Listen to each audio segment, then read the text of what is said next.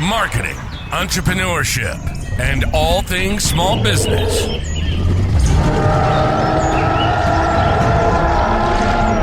You're listening to the Jurassic Marketing's Triceratops.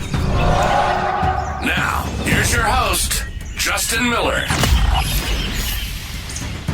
Welcome to the podcast. Hey, for this week, I got something a little different in store for you. We recently had a direct mail boot camp via Zoom, not in our office, to my dismay. And we had several business owners, entrepreneurs, and marketers on there. We spent a whole day with them going through and actually creating campaigns they could put in play afterwards. And I wanted to share with you just kind of our opening segment that I gave on that, because I think there's a lot of useful insights on why direct mail is still working right now in 2026. And next week, I'll share a little more on what I see for the future of it. So sit back, listen, enjoy this clip of a little bit of what went on at the beginning of the workshop. All right, so let's talk about some of the tangible and psychological benefits we get in direct mail that we don't get from other media.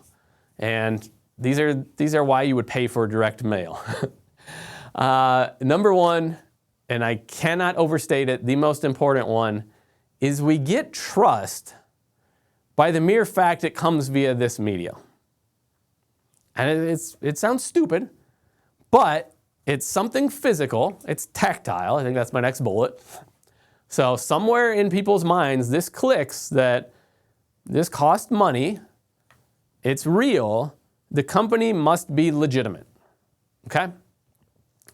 I think our BS meter is high enough online that we know that anyone can place an online ad. Now, logically, we know that anyone can send a piece of mail as well, but they don't. So we get that benefit out the gate, and we pay for that right, obviously. The post office wants some money, but it's worth it. It creates legitimacy again. It can be personalized. So yes, you can do that online as well, obviously, but we can personalize the content for the individual consumer. Big one, though, is just the clutter.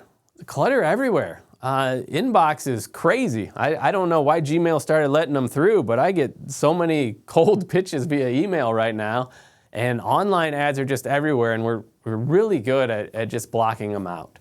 And it's going to be even more and more cluttered. The mailbox, the physical mailbox, is pretty empty. You know, you might have like a weekly ad circular, you might have Valpak or money mailers, but beyond that, what do you have? You have mainly actual bills, which you have to pay attention to, should. You might occasionally get a postcard. If you're fortunate and you have a family member that connects via a physical greeting card, you're still getting those occasionally. But for the most part, there's very little physical mail coming in. Oh, you'll get political mailings too. Whenever you have those years, you're gonna get hammered with that. But it's not cluttered. And it's less and less cluttered. So mail volumes overall are falling, and that is across all categories of mail. They keep going down. So as an agency, I have tied myself intentionally to a format that the volume is decreasing. Now, will it disappear? I don't think so. It's deeply entrenched in politics and mandated to exist. You know, will they screw it up? Yes. But there'll be still some angle on it at some point. So it will be around. When we get to Q&A, if you're curious about that stuff, remind me about universal delivery and other things that are mandated right now by the government. You wouldn't want to be the post office because it's supposed to be independent of the government, but they tell you who to deliver to and they tell you how much to do it for. So if you ever hear post offices losing money, well, that's why, because they're handcuffed. Tangible mail has an emotional connection, and it gets remembered. Maybe not one piece, but if you have a frequency and a pattern of sending something and it comes over and over and over, it is more memorable. Or if you send something that's outside of the box, maybe some lumpy mail or a package or something like that, it's going to get remembered. I can remember probably every, shock and awe in direct response terms. Shock and awe box that I've been sent. I can remember probably every thank you gift I've gotten at this company because there's so few of them. So we get trust and authority from all these things combined together that we don't get anywhere else. Going back to that, it also sticks around. So I didn't put that on this particular slide. But if there is an interest, even if it's a passive interest in what you're talking about in your mail piece, it tends to sit around. As a marketer, this is good and bad. It's good because I get response longer. It's bad because the tail, it comes in, it has a tail on it over time, and it makes it a little harder to measure immediately whether or not something was a success or a failure. But, 3-6 months later, you get a call off an ad you already ran, you wrote it off as either a success or failure. It's an added bonus at that point. So it sits around, whereas a radio ad, 30 seconds, it's gone. A yard sign, unless they steal it out of the yard once they drive by, they might remember the name if it's a good name, but it's likely gone. The stat on it, if you're curious, is direct mail has an average lifespan of 17 days. How on earth these places get these stats, I don't know, but it is a legitimate consulting firm that did it. And one more point. So you hear me bashing on digital indirectly. I'm not intending to do that. It's not a substitute for, direct mail is not a substitute for other media. I want you to diversify what you're doing to create stability. So we want stability in what we're doing. I think as much as us crazy entrepreneurs usually like change, adding stability should be the ultimate goal. And at the end of the day, what we're really buying with direct mail is control. So let's back up a little higher level for a second, because when I say direct mail, different people think of different things. So most people immediately think of, a postcard. If you've been around direct response marketing for a while, you might think of a sales letter. And they start thinking of, just mailers going out. But that's not, the real advantage we have here. The real advantage is like threefold. So I'm kind of curious before I jump in. Those of you that are doing online primarily, do you feel in control of that marketing? Or do you feel at mercy of the platform? And I think I'm annoying Kevin walking out of frame there, but that's fine. So someone said they were doing Google ads. Apologize, I didn't remember which one of you said it. Let me check chat here. Murray says, absolutely not, exclamation point. Yeah, you are right. Like, you get some targeting.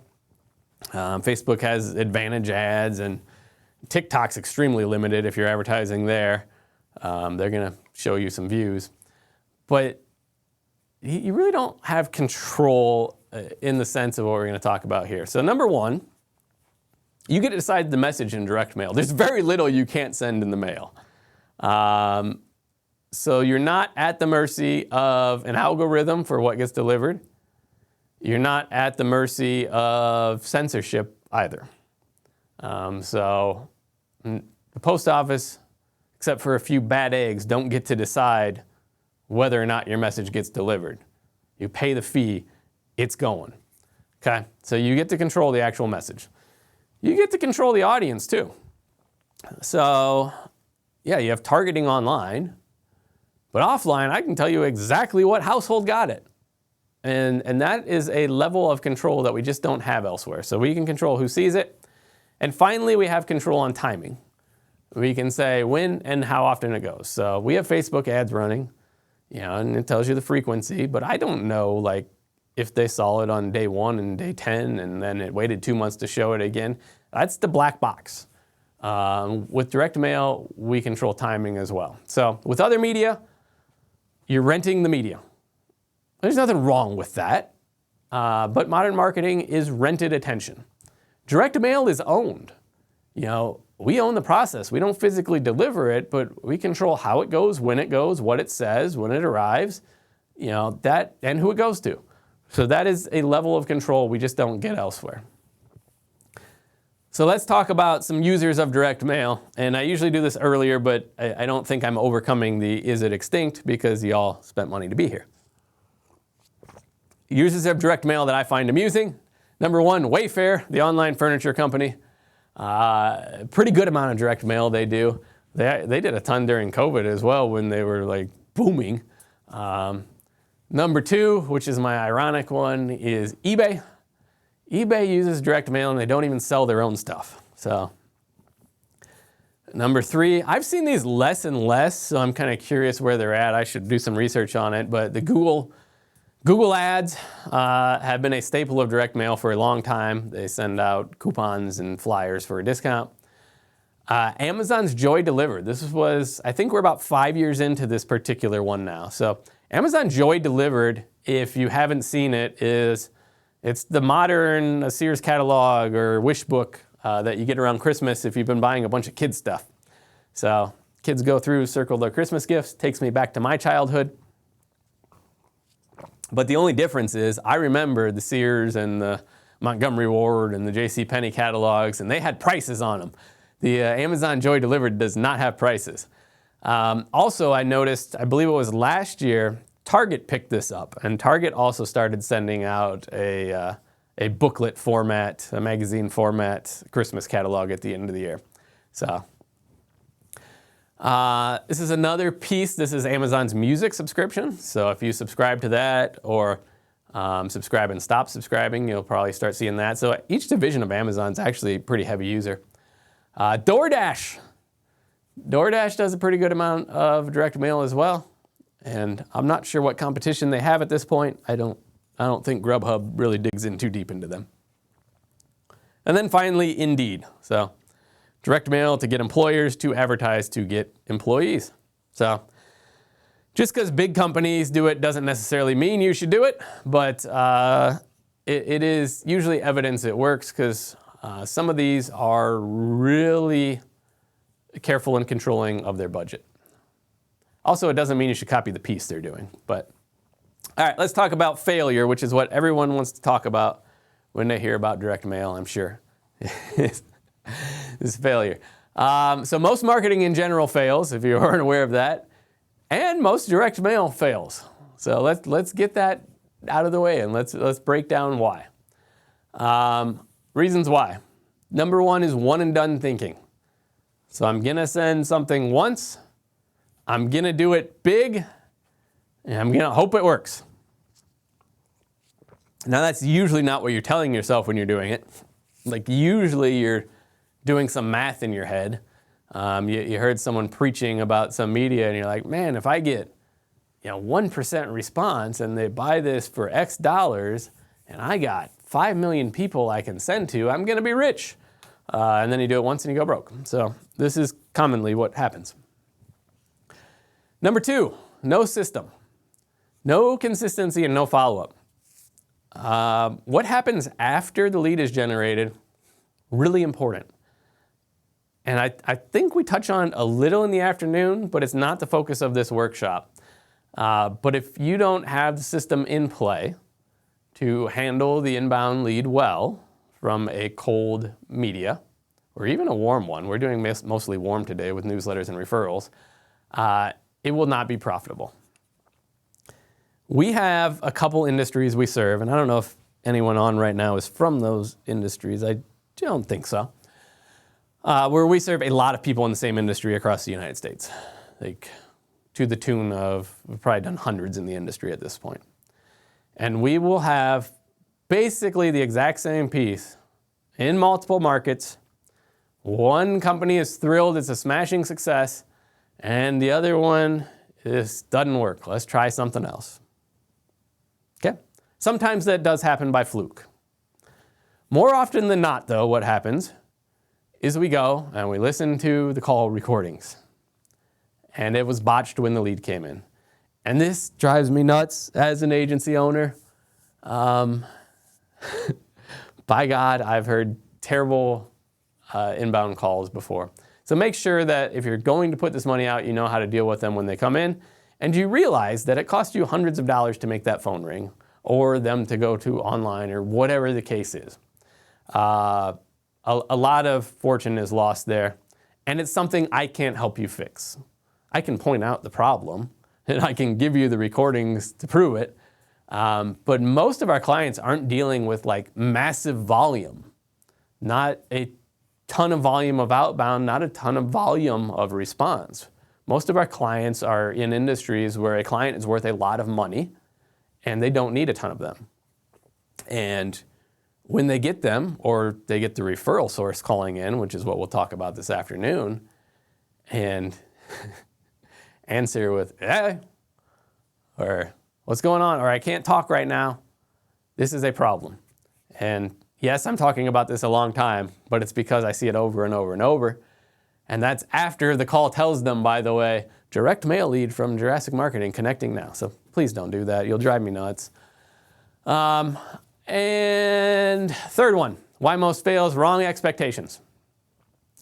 What we are talking about primarily today is a slow build, get rich slow process, which I get is not super exciting, but it's the most predictable pieces that we do here. And we do hundreds of thousands of them. So we are talking about systematic ways to create ROI over time via building familiarity. So yes, you should have response pretty quick out the gate, but you have to recognize that the real money is in the follow-up and the longer term and the repeat. So wrong expectations, and we try and, if you're like using us as an agency, we try and talk about that in your consult and your onboarding. Otherwise, you're just setting yourself up for disappointment. And finally, messaging problems. What actually works? So, staying visible. So this is where the system helps, right? We want to make sure that once we've established a connection, we continue to be in front of them consistently over time, because that reinforces the trust. So we talked about the direct mail gives you some trust out the gate that we don't get from other media, but it's up to you to take advantage of that for sure. Once we are visible, now we have another trick. And this one bothers me as an agency owner because we struggle with this as well. So we do direct mail, right? We have predictable campaigns and systems that run, and they get results. Turns out that's not enough to keep people's attention. So we have to make sure we're continually staying relevant, and there's always something new, and even if it's like reselling them on the same thing. So keep that in mind. The messaging has to stay relevant to what's important to them in their world.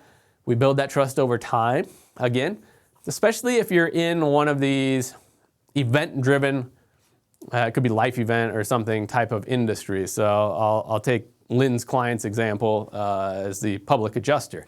There has to have been some sort of claim going on and probably some dispute over the claim payout in order to hire that particular service. So we are not in control of when that occurs.